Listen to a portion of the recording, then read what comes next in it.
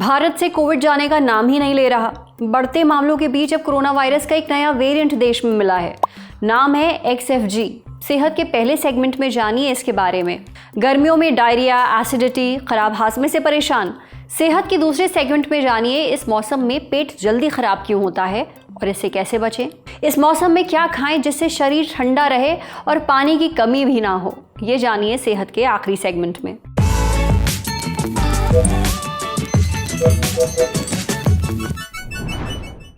पिछले कई दिनों से लगातार कोविड-19 के मामले बढ़ रहे हैं। हम ललन टॉप पर लगातार आपको इससे जुड़े अपडेट्स दे रहे हैं।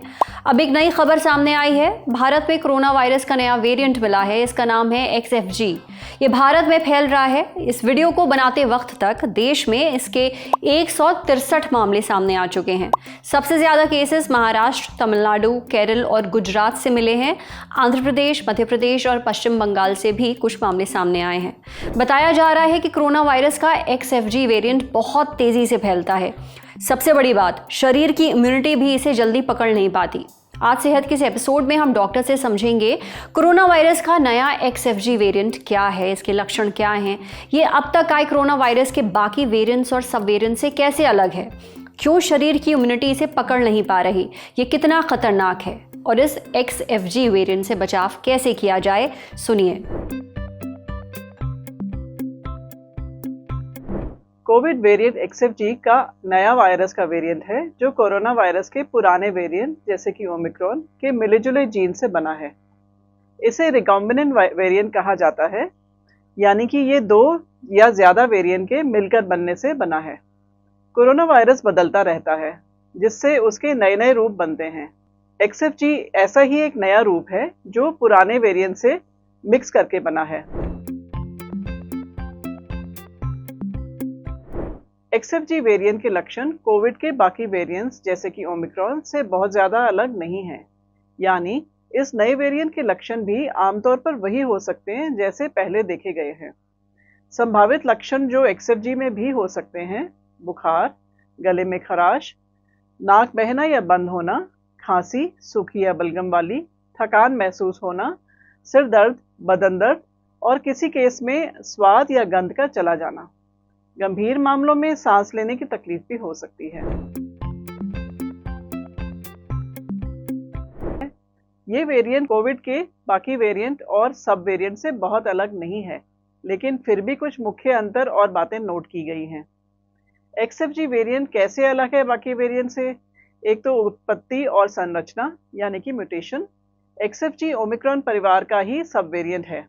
इसमें कुछ नई जेनेटिक म्यूटेशन देखी गई है जो इसे थोड़ा अलग बनाती है, लेकिन अब तक गंभीरता में बहुत अंतर नहीं देखा गया।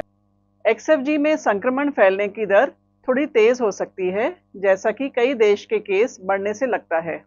हालांकि ये डेल्टा जितना खतरनाक नहीं है, पर ओमिक्रॉन को जैसा ही तेजी से फैलता है।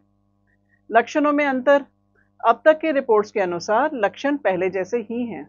बुखार, गले में खराश, खांसी, थकान इत्यादि। कोई नया या अनोखा लक्षण नहीं देखा गया है जो सिर्फ XFG से ही जुड़ा हो। गंभीरता के बारे में देखें तो अभी तक ये वेरिएंट ज़्यादा गंभीर बीमारी नहीं फैला रहा है। अधिकतर संक्रमित मरीजों में हल्के या मध्यम लक्षण ही पाए गए हैं। बुजुर्ग, गर्भवती महिलाएं और पहले से बीमार लोगों में सावधानी बरतना जरूरी है। अभी तक XFG से जुड़ी कोई बड़ी चिंता की बात नहीं आई है। ये वेरिएंट ओमिक्रॉन की तरह से हल्का प्रतीक हो रहा है, यानी ज़्यादातर लोग घर पर ही ठीक हो जा रहे हैं। लेकिन जिनकी इम्यूनिटी कमज़ोर है, जैसे बुजुर्ग, हार्ट, शुगर, किडनी के मरीज या बिना वैक्सीन वाले, इनके लिए जोखिम है। अभी तक XFG में जानलेवा केस बहुत कम सामने आए हैं। हालांकि संक्रमण की रफ्तार ज़्यादा होने से अगर बहुत लोग एक साथ बीमार हो जाएं तो स्वास्थ्य व्यवस्था पर दबाव पड़ सकता है। कोविड वेरिएंट XFG या इसके जैसे कई नए सब वेरिएंट की सबसे बड़ी चालाकी ये है कि ये वायरस बार बार अपना रूप यानी म्यूटेशन बदलता रहता है। इसकी वजह से शरीर की पहले से बनी इम्यूनिटी इन्हें आसानी से नहीं पहचान पाती। XFG वेरिएंट ने अपने स्पाइक प्रोटीन, जिसे वायरस शरीर को कोशिकाओं में प्रवेश करता है, बदलाव कर लिया है। जब वायरस की बाहरी बनावट बदल जाती है तो शरीर की पुरानी इम्यूनिटी, जो कि पुराने वेरिएंट से बनी थी, उसे पहचान नहीं पाती। कुछ मामलों में XFG जैसे वेरिएंट शरीर में हल्के लक्षण ही पैदा करते हैं, जिससे लोग देर से पहचान पाते हैं। इससे वायरस को और समय मिल जाता है फैलने का। क्या इसका मतलब है कि इम्यूनिटी काम नहीं कर रही? नहीं, ऐसा नहीं है। शरीर की इम्यूनिटी अब भी बहुत काम कर रही है। गंभीर संक्रमण या मौत के खतरे को ये काफी हद तक रोक रही है। वैक्सीन और बूस्टर डोज से बनी टी सेल इम्यूनिटी अब भी अंदरूनी सुरक्षा देती है, यानी अगर वायरस घुस भी जाए तो शरीर उसे ज्यादा फैलने नहीं देगा। बुनियादी सावधानियां जैसे मास्क पहनना, हाथ धोना, भीड़ से बचना और टीकाकरण अब भी सबसे अच्छा बचाव है। हल्के लक्षण भी हों तो टेस्ट कराएं, वैक्सीनेशन और बूस्टर डोज जरूर लें, इम्यूनिटी मजबूत रखें। संतुलित आहार, पर्याप्त नींद, पानी और एक्सरसाइज से शरीर की प्रतिरोधक क्षमता मजबूत होती है। विटामिन सी, डी और जिंक वाले फूड्स फायदेमंद हैं। देखिए, देश में कोविड-19 के मामले तो लगातार बढ़ रहे हैं, इसलिए भीड़ में जाने से बचें, मास्क जरूर लगाएं, ये बहुत जरूरी है। सैनिटाइजर का इस्तेमाल करें। साथ ही अगर तबीयत बिगड़े तो तुरंत RT-PCR टेस्ट करवाएं, दूसरों से दूरी बना लें और इलाज लें। अब बढ़ते हैं सेहत के अगले सेगमेंट की तरफ, तन की बात।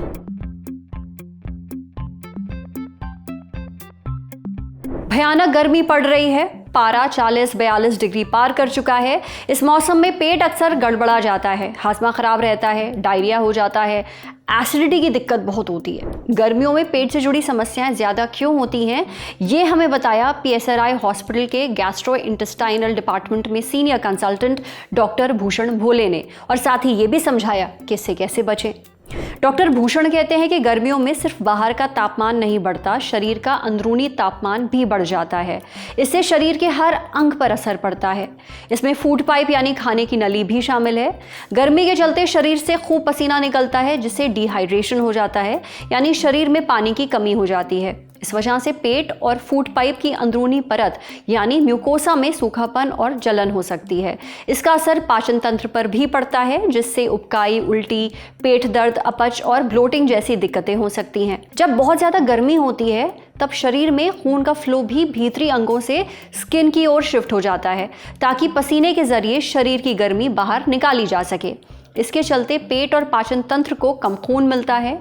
नतीजा, ऑक्सीजन और दूसरे पोषक तत्व भी कम मिलते हैं। इससे म्यूकोसा यानी जो पेट की अंदरूनी परत है वो अपना काम ठीक से नहीं कर पाती, उसमें सूजन आ जाती है। कभी कभी इस परत में अल्सर यानी घाव भी बन जाते हैं। इससे पूरे पाचन तंत्र पर असर पड़ता है। व्यक्ति को उल्टी, उबकाई, अपच और पेट दर्द की परेशानी होने लगती है। गंभीर मामलों में ब्लीडिंग तक हो सकती है।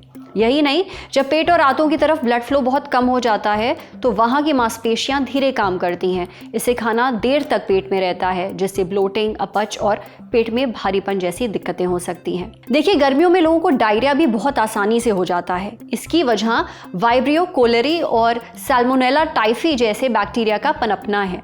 अब ऐसे में अगर आप कहीं बाहर खाना खा रहे हैं, किसी ऐसी जगह जहाँ पर साफ सफाई का बिल्कुल ध्यान नहीं रखा गया है, तो ये बैक्टीरिया आसानी से उस खाने और पानी में पहुंच सकते हैं। ऐसे में डायरिया, उल्टी, पेट दर्द, बुखार और कमजोरी लग सकती है। इसलिए ज़रूरी है कि आप अपने खाने का खास ध्यान रखें, खूब पानी पिएं। रोज़ 2 से 3 लीटर पानी पीजिए। आप ORS भी ले सकते हैं। इसके लिए नमक, चीनी और पानी का घोल बनाकर पीजिए। आप नारियल पानी पी सकते हैं, नींबू पानी और छाछ भी ले सकते हैं। साथ ही ऐसे चीज़ें खाइए जिनमें खूब पानी होता है, जैसे खीरा, तरबूज, ककड़ी और टमाटर। और जितना हो सके खुद को गर्मी से बचाइए। समझे? अब बारी है सेहत के आखिरी सेगमेंट की, खुराक यानी झक्कासी हेल्थ टिप। गर्मियों में डिहाइड्रेशन एक बहुत बड़ी समस्या है। डिहाइड्रेशन यानी शरीर में पानी की कमी हो जाना। ऐसे में ज़रूरी है कुछ ऐसी चीज़ें अपनी डाइट में शामिल करना जो शरीर में पानी की कमी ना होने दें, साथ ही जिन्हें खाने से आपको एनर्जी मिले। क्या है ये चीज़ें, ये हमें बताया नोएडा में डेली डाइट्स की फाउंडर और डाइटिशियन अमृता मिश्रा ने। डाइटिशियन अमृता कहती हैं कि खुद को हाइड्रेट रखने के लिए आप तरबूज और खरबूजा खा सकते हैं। तरबूज में 92% तो वहीं खरबूजे में 90% पानी होता है। ये दोनों विटामिन ए और सी से भी भरपूर होते हैं। विटामिन ए आँखों, स्किन और इम्यूनिटी के लिए ज़रूरी है, वहीं विटामिन सी को तो इम्यूनिटी बढ़ाने के लिए जाना ही जाता है। जब इम्यूनिटी मजबूत होती है तो शरीर बीमारियों से लड़ पाता है। पानी की कमी पूरी करने के लिए आप खीरा और ककड़ी भी खा सकते हैं। इन दोनों में खूब पानी होता है। खीरे में लगभग 95% तो ककड़ी में 96% पानी पाया जाता है। साथ ही खीरे में मैग्नीशियम और पोटेशियम भी होता है। ये दोनों इलेक्ट्रोलाइट्स हैं, यानी मिनरल्स हैं एक तरह के। इनकी कमी से थकान, सुस्ती और चक्कर आने जैसी दिक्कतें हो सकती हैं। अगर आप खीरा खाएंगे तो गर्मियों में थकान, सुस्ती और चक्कर जैसी समस्याओं से बचे रहेंगे। आपको अपनी डाइट में टमाटर भी शामिल करना चाहिए। इसमें 94% पानी होता है। आप इसे सलाद के तौर पर खा सकते हैं। पानी की कमी पूरी करने के लिए आप स्ट्रॉबेरी भी ले सकते हैं। इनमें 92% पानी होता है। साथ ही इसमें विटामिन सी, फाइबर और एंटीऑक्सीडेंट्स भी पाए जाते हैं। आप चाहें तो पपीता खा सकते हैं। पपीते में करीब 88% पानी होता है। इसे खाने से शरीर में पानी की कमी नहीं होती। आप पुदीने वाला पानी भी पी सकते हैं या पुदीने की चटनी बना सकते हैं। पुदीने में नेचुरल कूलिंग इफेक्ट होता है, जो शरीर को चिलचिलाती गर्मी से भी बचाकर रखता है, आपको ठंडक देता है। सौंफ का पानी भी एक अच्छा ऑप्शन है। ये पाचन तंत्र को ठंडक पहुंचाता है। सौंफ का पानी पीने से गर्मियों में कफ से बच सकते हैं। आप सब्जा के बीजों का पानी भी पी सकते हैं। इससे शरीर की गर्मी कम होती है और पाचन सुधरता है। शरीर में पानी की कमी पूरी करने के लिए आप कुछ ड्रिंक्स भी ले सकते हैं, जैसे छाछ, नारियल पानी, नींबू पानी, लस्सी, आम पन्ना, बेल का शरबत और सत्तू का पानी। खासकर लू में सत्तू बहुत फायदेमंद होता है। आज सेहत पर इतना ही। अगर आप एक डॉक्टर हैं, हमसे कुछ शेयर करना चाहते हैं, तो जो ईमेल आईडी इस वक्त आपको अपनी स्क्रीन पर दिख रही है, उस पर हमें एक मेल भेज दीजिए। शुक्रिया।